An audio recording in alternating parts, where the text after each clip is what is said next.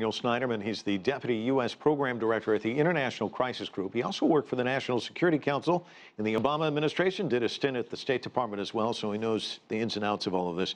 This is already a victory, in a sense, for the 34-year-old leader of the DPRK, isn't it? I mean, this is kind of the last night he's out walking around Singapore, kind of a rock star, people cheering him on. This is what the leaders of the DPRK have wanted for a long time, the sit down with the U.S. president. Well, I certainly think that it's a step in the right direction. If you're Kim Jong-un, one of the things you're looking for, if you're him, is the chance, as some of your other guests said, to stand shoulder to shoulder with the U.S. president. It certainly confers a sense of legitimacy on him that he's been looking for. So I do think, in a sense, he's already won an important propaganda victory. Let me ask you about how this is all going to start. It's going to be these two leaders sitting down with their translators face to face. And do you have good confidence about that sort of thing? Would it be, I mean, you have a president who said last week, I don't need to prepare for this. I just go on gut instinct. You've been in a White House. That's generally not how most of them operate. What are your thoughts on this coming together in that way? Well, I think that most staffers like myself would certainly prefer to have a few other senior officials in the room with the leaders during a meeting like that, if for no other reason than to be sure you're capturing all the things that are discussed and agreed.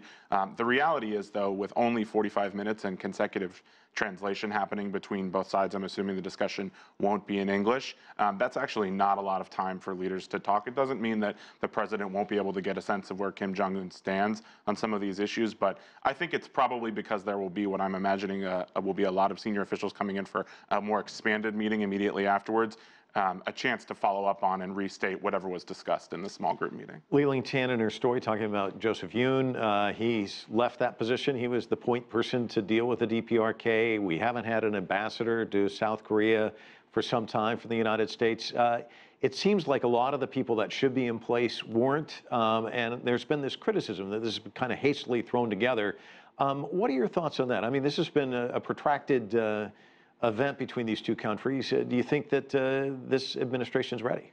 Well, first of all, I want to say that I was quite reassured to see that Mike McKinley was sitting with Secretary Pompeo at breakfast this morning, preparing for the meetings. He's a seasoned State Department diplomat, and I was glad to see that he's going to be a part of advising the Secretary to prepare to go into these meetings. I also think there are a number of experienced career officials who have been advising then Director Pompeo at the CIA and others at the State Department who have been a part of the process.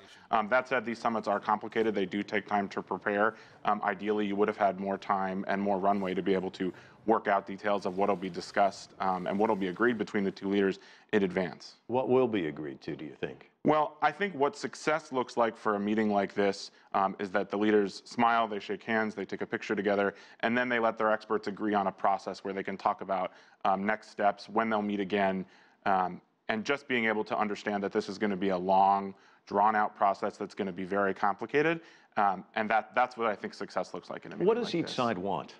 Well, I think that what the United States wants is complete, verifiable, irreversible denuclearization. Now, the likelihood of that, I think, at this stage is pretty limited. It takes a very long time to get to and achieve. You have to remember that the reason that the North Koreans have a nuclear weapon is that they want to preserve the regime, and Kim Jong-un and his parents before him didn't want to end up like Saddam Hussein or Muammar Gaddafi. Now, what the United States wants, obviously, is complete, verifiable, irreversible denuclearization.